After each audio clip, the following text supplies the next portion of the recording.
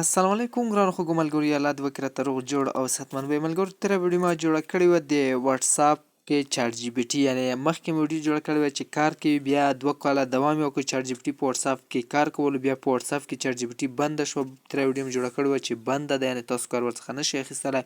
اوس مې تاسو لپاره یو بهترین بل ویبسایټ را پیدا کړی دی. هغه ویډیو کې مې درته ویلي که چېرې تاسو بل ویبسایټ غواړئ چې هغه د چاټ جي پي ټي لپاره کار وکړي، ماته کمینټ کې ووایئ.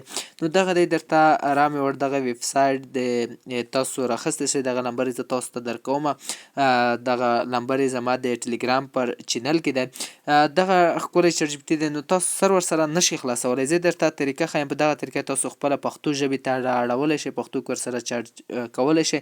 دا اول په انګلیسي، ایټالوي او په انډیا ژبه خبرې کوي.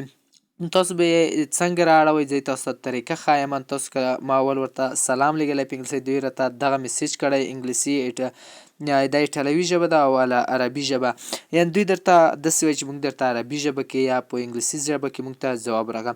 نو ما انګلیسي پښتو ورته ولیکله، نو پښتو کې بیا هم دغه ځواب راکړو. نو بیا تاسو ته انګلیسي بیا دغه خط درکوي. نو تاسو به څه وکړئ، انګلیسي به انتخاب کړئ. کله چې تاسو انګلیسي انتخاب کړئ، انګلیسي چې تاسو ورته سینډ کړئ، بیا به تاسو ته دا ډول یو میسیج راشي. کله چې تاسو ته دا ډول میسیج راغی او دوباره به سینډ کې که ډایرکټ به درته دغه میسیج بیا راشي، بیا به تاسو ملګرو په دغه نشان باندې ورته کلیک وکړئ. کله مې چې ورته کلیک وکړئ، لاندې به راشئ اباوټ باندې به ورته کلیک وکړئ. کله مې چې په اباوټ باندې ورته کلیک وکړو، ورته سینډ به یې کړئ. ما خو ورته سینډ کړی دی، خو یو واری بیا ورته سینډ کومه. کله مې چې ورته سینډ کړو، تاسو کله چې ورته سینډ کړو اباوټ تاسو ورته سینډ کړو، تاسو ته به دا ډول انټرفیس راواړوي. دا ځای کې بیا تاسو لنډ ورته لیکلی شئ چې ته ماته په جواب په پښتو کې راکوه.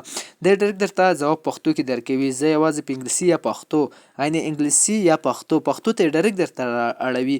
مرسته کولی شم چې لطفا خپل پوښتنه په انګلیسي یا پښتو کې مطرح کړئ تر څو زه مرسته وکړم.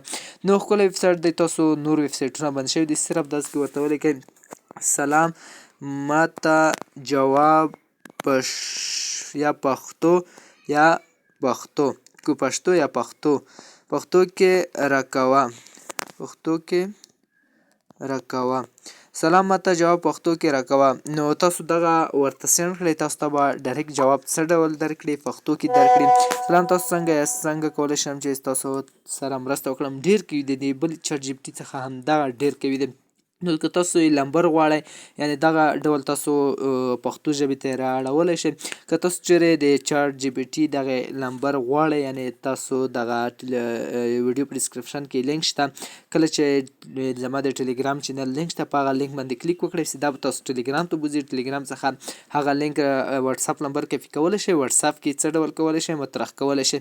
نو تاسو سمپل واټساپ کې کله تاسو راغلی، همدغه ځای کې به تاسو څه وکړئ، نمبر به واچوئ. نمبر چې کله تاسو ورته سینډ کړئ، یوه چا ته به یې سینډ کړئ، هغه نمبر تاسو ورباندې کلیک وکړئ، در سره سیو کړئ، تاسو ته به دغه چاټ جي پي ټي راخلاص شي. ډېر ښکلی خوندور کار کوي. لینک تاسو زما د ویډیو په ډسکرپشن کې د ټلګرام چینل لینک تل شي، څخه تاسو دغه نمبر راخیستلی شئ. که چېرې تاسو دغه ویډیو خوښه ویډیو در سره لایک کړئ، نور ملګرو ته یې حتما در سره شیر کړئ. مننه.